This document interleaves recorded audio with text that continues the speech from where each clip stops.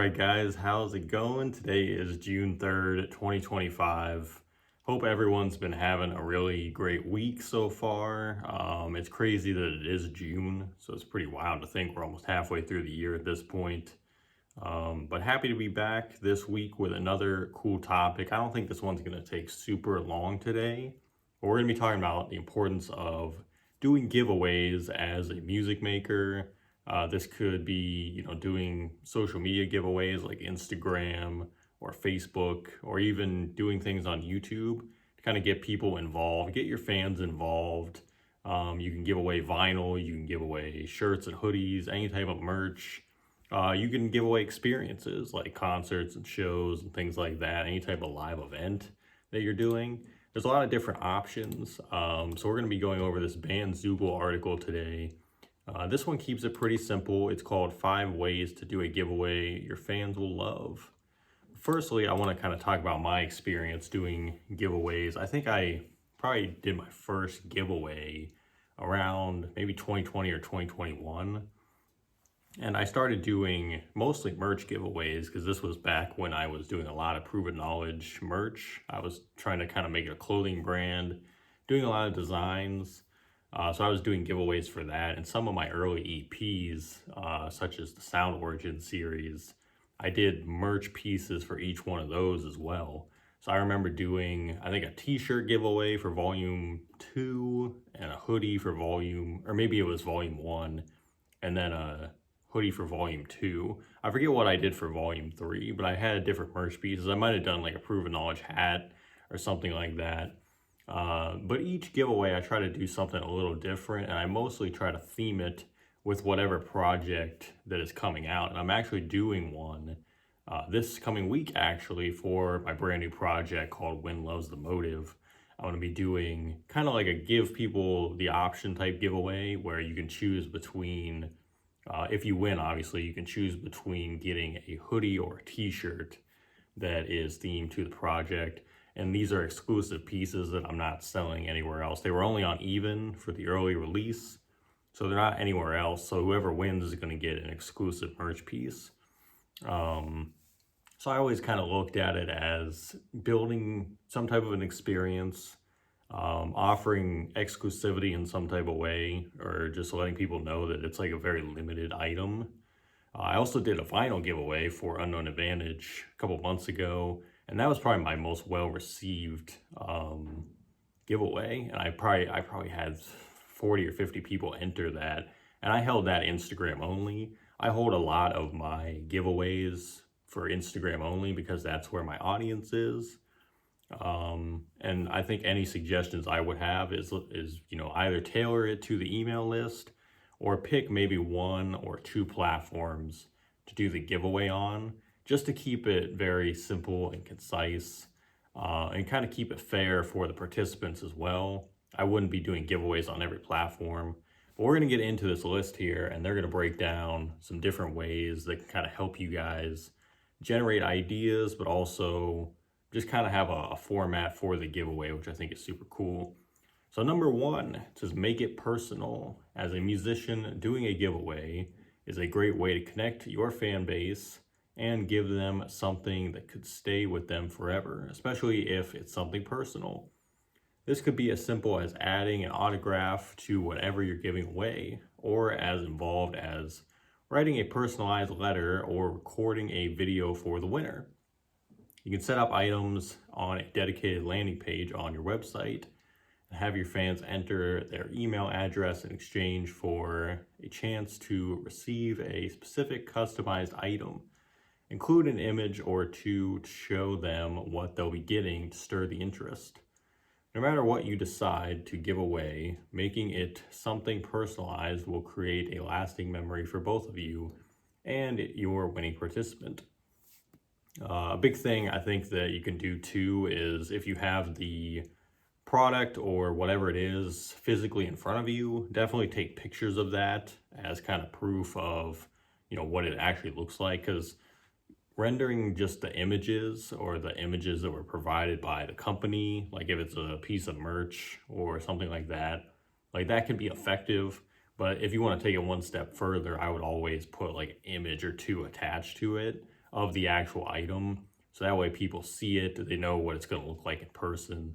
And then they'll probably be more likely to enter whatever giveaway this is. So, number 2, join forces with a brand that you love. Think of your target audience. What's your demographic? Do you love a brand that fits your audience's taste? If so, you may want to consider doing a brand giveaway, collaborating with a brand that you and your fan base know and love provides another mutual connection for you to share. It may be difficult to reach out to a brand to ask them to collaborate, but it never hurts. Remember, if you have a fan base that fits their target audience, you may have something to offer them in return, such as helping to promote a new product in their line or reach potential new customers. Collaboration doesn't necessarily mean you have to create something from scratch. Brand partnerships are popular these days, and there are plenty of brands, big and small, out there looking for ways to reach a wider audience. Finding one willing to offer you some items to include in your giveaway may take just a few emails. Brand collaborating could mean giving your fan something you didn't make, but it's still an item you love and enjoy. Chances are your fans would as well. Then it says create a professional website, and that's kind of plugging Bandzoogle there. But that actually leads me to something I didn't even think of, which is the giveaways I've done within partnering with different brands for the Proven Knowledge podcast as well. One of the big ones, I think the first one I did, was with Kali Audio, who is a audio manufacturing company. They make speakers for home studios, for professional studios. So what we did is I reached out to them probably via email first, and just kind of sent like a little introductory on who I was, gave them a show link, wanted them to know I was looking for kind of a sponsor for a limited time. And then I believe they sent back a proposal it was like a 6-month sponsorship proposal. So what I would do for them is I would plug their brand. I think they gave me, I'd have to go back and listen to the episodes because this was 2021 or 2022. But I believe they gave me like a little prompt to read, and I recorded that and just plugged it into each episode. Kind of like what I do, like if you heard the Proven Knowledge podcast, the mid-roll ad that I do, where I plug that in every episode, it was basically that, but for Kali Audio, and just letting people know a little bit about their brand, what they do, the quality, etc. And then at the end of the sponsorship, we did a giveaway, and we gave away 2 speakers. They actually sent them directly to me to give away on my own. But I kind of crafted that on my own. So I made that on social media, let people get involved. I don't remember the details of the giveaway, but it was kind of toward the end of our 6-month run. So that's just an example of a brand partnership that I've done in the past. I'm actually trying to get into doing more of that sort of thing. I just haven't had the time to do it. I believe I did one other one with a software company, and their name is escaping me, but essentially they were a company where you can kind of broadcast your studio session to other people around the world, kind of like an online collaboration software for musicians. So we partnered with them, and it was kind of a similar thing. I don't think I was like plugging a prompt. I think I was probably just shouting them out that they were the sponsor and that we would do a giveaway. And I think the prize for that was the winner got a year of free software or something like that. But again, those are just examples of what I've done, and the possibilities are really endless with that. But I agree with what they're saying, where if you have the target audience for it and you know that the demographic of the brand you want to reach out to fits that, I don't see why you wouldn't reach out just to see what happens. You're not going to get everybody on board. Like, I've reached out to a lot of companies that I just never heard back from, but you never know if you don't try. So I think it never hurts to at least send like a cold email lead, but be professional, obviously. Be concise Like, don't overdo it. Don't give too much information, and just be to the point. Like, get to the point of what you want to do. And hopefully you can bring a good proposal to the table, because you gotta let these companies know what's in it for them as opposed to just what you want, which is kind of how every relationship goes. Like, what is in it for that person? Um, but yeah, I love that because I didn't even think of those other partnerships that I've done in the past, but they're definitely super vital. Number three, go with exclusives. What a better way to get fans involved in a good giveaway than offering up some exclusive items? These can be items created just for the giveaway, merch favorites that are sold out of stock in your store, or an exclusive add-on. T-shirts, for example, are always a fan favorite and can turn your supporters into walking billboards for your music. If you've set up print-on-demand merch, you can create T-shirts or other items with your band name or logo quickly without having to store products. That way you can create an exclusive item only for your giveaway, or bring back an item that your fans have bought in the past, which we've talked about before on the merch workshop that we did. On-demand printing, to me, is the way to go because it's definitely cost effective, and you're still going to get a high quality product as well. Giving fans a chance to get something they may or may not be able to get later will have them rearing to get those entries going. And those lucky winners will have won something to cherish forever. While we're on the topic of exclusives, using your music website as the platform for your giveaway can help increase traffic and impressions. Additionally, any interested fans can quickly pop in and take a look at your merch store or join your mailing list so they can be up to date on any further giveaways or releases. Which again, that's another option. I've never done that because I don't have a site that's just dedicated to myself. I had the Proven Knowledge site for a little bit. It got a little too costly, so I don't have that anymore. But again, that's all preference, because you can do giveaways any type of platform as long as it has the structure that will allow for it and you have the following that's going to participate. I think you can pretty much go any route. Number four, include add-ons. What makes a giveaway more fun than including special add-ons? This is a fun tactic because the giveaway could be a traditional setup or a special automatic entry for purchasers from your online store. However you decide to set it up, the idea is pretty straightforward, and some free stickers or small items to some lucky winner's order. Or if you're doing a traditional giveaway, add a few surprise items for whoever gets picked. Stickers and small items with your brand name or branding will be seen by more people than just the winner, which is a great way to spread the word about your music. You can also make it exclusive and give away things like Polaroids, handwritten lyrics, or even just a small letter of thanks. I've seen a lot of brands do this, even with things that aren't giveaways.